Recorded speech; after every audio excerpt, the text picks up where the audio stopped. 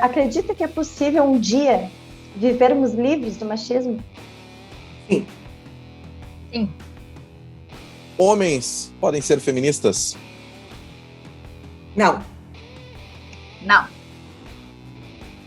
A gente já falou antes dessa aqui, mas não custa repetir e deixar bem frisado. Feminismo é o contrário de machismo?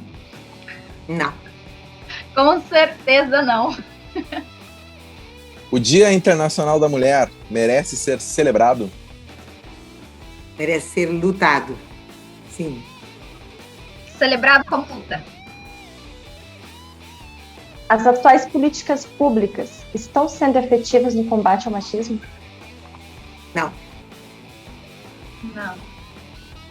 Uma mulher que é contra o feminismo é uma traidora da causa? Não. É vítima. Difícil. Eu vou ficar com não.